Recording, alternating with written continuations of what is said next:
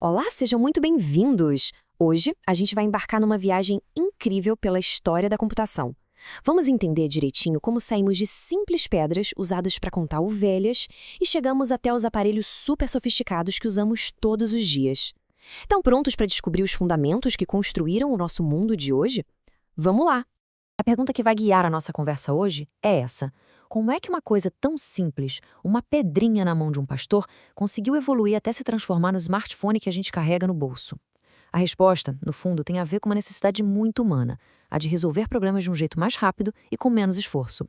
Pois é, nossa jornada começa lá na antiguidade. E não é com circuitos, não, é com pastores de ovelhas. Para ter certeza de que nenhum animal tinha se perdido, eles usavam pedras para contar o rebanho. Cada pedra era uma ovelha. Um sistema super simples, mas ao mesmo tempo genial. Foi ali que nasceu a ideia do cálculo, que é a base de toda a computação. O que essa linha do tempo mostra é que o caminho até a automação foi bem longo e lento. Do ábaco, uma das primeiras ferramentas de cálculo, a gente pula para a Pascalina, a primeira calculadora mecânica, e depois para a máquina analítica de Babbage, que foi tipo o avô do computador moderno. Reparem no tempo que levou entre uma invenção e outra. Por séculos, o progresso foi bem devagar, mas cada um desses passos foi absolutamente fundamental. Agora, vamos avançar um pouco no tempo para uma época de grandes viradas. Lá, pelos séculos 17 e 18, começaram a aparecer as primeiras calculadoras mecânicas. Mas olha que curioso, a verdadeira revolução, aquilo que mudou o jogo de verdade, veio de um lugar que ninguém esperava: a indústria de tecidos. É isso mesmo, parece estranho, mas a grande inspiração para os primeiros computadores programáveis veio dos teares. Inventores franceses como Basile Bouchon e Joseph-Marie Jacquard criaram máquinas que conseguiam tecer padrões super complexos de forma automática. E o método que eles usaram para isso? Bom, ele mudaria a história da tecnologia para sempre. E a chave para essa automação toda estava nisso aqui, nos cartões perfurados. Cada cartão tinha um conjunto de instruções, só que na forma de furos. As agulhas do tear só passavam onde tinha furo, e era isso que determinava o desenho do tecido. Essa foi uma ideia simplesmente revolucionária, a de armazenar instruções de um jeito que uma máquina pudesse ler e executar sozinha. E aqui está o pulo do gato. Pela primeira vez na história, a máquina foi separada das suas instruções.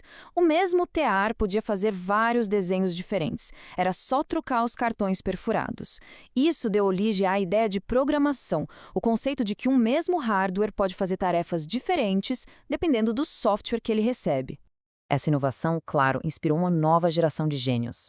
Eles pensaram: peraí, se uma máquina consegue seguir instruções para tecer um pano, talvez ela possa seguir instruções para fazer muito mais que isso. Eles começaram a imaginar uma máquina capaz de resolver qualquer tipo de problema lógico. E um desses gênios foi Charles Babbage, um matemático inglês. Ele projetou a máquina analítica, que foi, basicamente, o primeiro projeto de um computador de uso geral. A máquina nunca chegou a ser construída na época, por causa das limitações da tecnologia, mas o projeto dela era incrivelmente avançado. Tinha tudo que um computador moderno tem: processador, memória, entrada e saída de dados. E trabalhando junto com Babbage estava a matemática Ada Lovelace. Ela foi quem enxergou o verdadeiro potencial da máquina analítica. Ela não só escreveu os primeiros algoritmos para a máquina, como também pensou em conceitos super importantes que usamos até hoje, como loops e subrrotinas. Foi ela a primeira pessoa a entender que aquela máquina podia ir além dos números, que podia manipular qualquer tipo de informação. Ela basicamente previu a nossa era digital. Um século depois, veio Alan Turing e deu o próximo passo gigante. Ele criou a base teórica para a computação, definindo o que era e o que não era possível de se calcular. A sua máquina de Turing, que era um conceito teórico, estabeleceu os fundamentos para todos os computadores que vieram depois. Ele provou que qualquer problema, se for expresso de um jeito lógico, pode ser resolvido por uma máquina. Bom, todas essas ideias históricas nos trazem diretamente para os dois componentes essenciais de qualquer computador que existe hoje: o hardware e o software. Uma boa forma de pensar sobre eles é como se fossem o corpo e a mente de um computador. O hardware é a parte física, aquilo que a gente pode tocar, sabe? O processador, a memória, a tela, é o corpo da máquina. Já o software, bom, os softwares são os programas, as instruções que dizem para o hardware o que ele deve fazer. É a mente, a inteligência que dá vida àquele corpo. e um não serve para nada sem o outro. E no coração do hardware, a gente tem a CPU, a Unidade Central de Processamento. Pense nela como o cérebro do computador. É a CPU que faz todos os cálculos e que gerencia tudo o que acontece. Dentro dela tem duas partes principais. A unidade lógica e aritmética, que, como o nome diz, faz as contas e as operações lógicas, e a unidade de controle, que organiza e coordena tudo. Do nosso dia a dia, a gente lida com hardware o tempo todo, especialmente com os dispositivos de armazenamento. Pensa nos HDs, nos SSDs, que são bem mais rápidos, nos pendrives e até no armazenamento em nuvem.